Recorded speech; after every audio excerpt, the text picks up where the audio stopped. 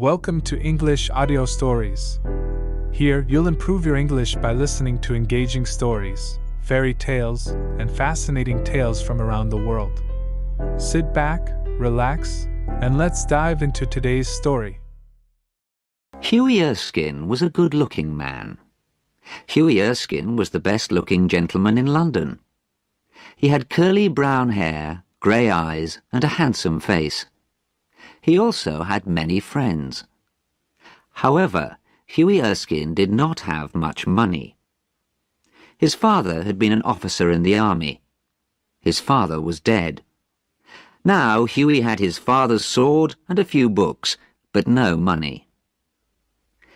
Hughie Erskine had tried to do several jobs. He had worked for a tea merchant selling tea. He had worked for a wine merchant selling wine. But poor Hughie was not good at anything. Hughie was in love and wanted to get married. He loved Laura Merton, the daughter of an army officer. Laura loved Hughie, but her father did not want them to get married. "You're a fine young man," Colonel Merton said to Hughie, "but you have no money. My daughter cannot marry a man with no money. You may marry my daughter when you have £10,000. Hughie did not have £10,000. He did not have £10. His old aunt gave him £4 or £5 a week. Today he had only £1 in his pocket. Hughie was almost broke. Hughie had a friend called Alan Trevor. Alan was an artist who painted pictures of people. He was a good artist and quite famous. Many people wanted him to paint their portrait. People came to Alan's studio. Alan painted their portraits in the studio. Alan's pictures were very expensive. He only painted pictures for rich men. Hughie Erskine visited Alan Trevor in his studio. Alan was working on a painting. "What do you think of this?" asked Alan Trevor. "And what do you think of my model?" Hughie looked at the painting. It was a picture of an old beggar. Alan was painting a picture of a man who was standing in the corner of the studio.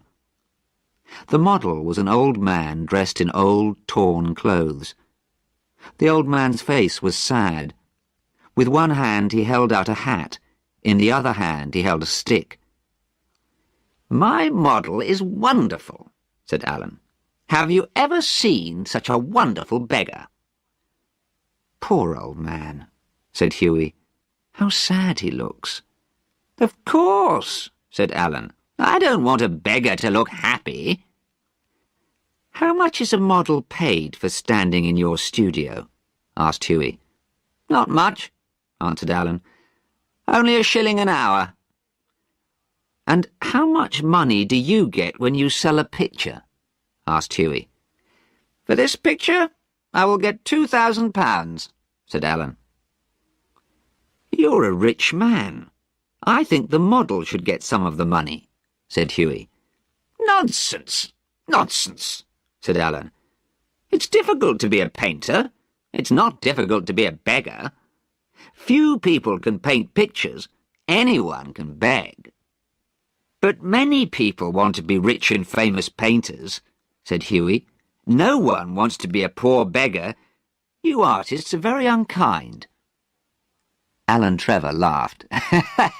"I'm busy," he said. "Sit down and stop talking."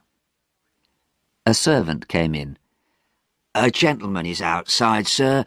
He wants you to paint his portrait. Can you speak to him, please?" "Don't go away," Alan said to Hughie.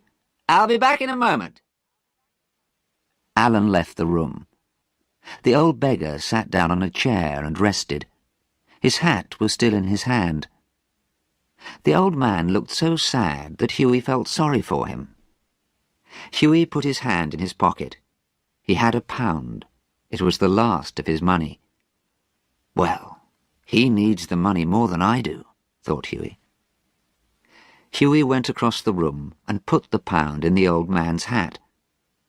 The old man was very surprised. He looked at the money and smiled. "Thank you, sir," he said. "Thank you very much." Alan Trevor came back into the studio, and Hughie left. He went to see Laura and told her about the beggar. "You gave all your money away," said Laura. "That was very foolish. My father will never let me marry a foolish man. You are very foolish, but you are very kind, and I love you very much." That night, Hughie met Alan Trevor at a club. Alan was looking very pleased. "I finished that picture," said Alan, "and my model was very interested in you. He asked me lots of questions." "Poor old man," said Hughie. "I wish I could help him. What did he ask you about me?" "He wanted to know everything about you," said Alan. "And what did you tell him?" "I told him everything," said Alan. "I told him all about you. I told him about Laura. I told him about Laura's father. I told him you want to marry Laura but have no money." "Alan," said Hughie angrily, "you told him all about my private business?" "Don't be angry," said Alan. "You don't know who I was painting the picture for. I was painting it for the Baron von Hausberg. He is one of the richest men in Europe. Baron von Hausberg was my model. The Baron dressed up as an old beggar." "The Baron von Hausberg?" cried Hughie. "You mean that old beggar was the Baron himself?" "Yes," said Alan. "But I gave him £1," said Hughie. "Now I feel foolish." "You gave him £1?" said Alan. "That's the funniest thing I've ever heard." Alan Trevor could not stop laughing. Hughie Erskine walked home. He felt foolish. He had given his last £1 to a millionaire. Laura's father would hear about this. The Colonel would never let his daughter marry a fool. The next day, Hughie Erskine had a visitor. Hughie did not know the man. "How can I help you?" asked Hughie. "I have come from the Baron von Hausberg," said the visitor. "The Baron von Hausberg?" said Hughie Erskine. "I did not know him when we met yesterday. I want to tell the Baron that I am sorry. I think I was rude to him." The visitor smiled. "You were not rude to the Baron," he said. "The Baron asked me to give you this." He gave Hughie an envelope. Hughie thanked him and looked at the envelope. These words were written on the envelope. "A wedding present to Hugh Erskine and Laura Merton from an old beggar." Inside was a cheque for £10,000.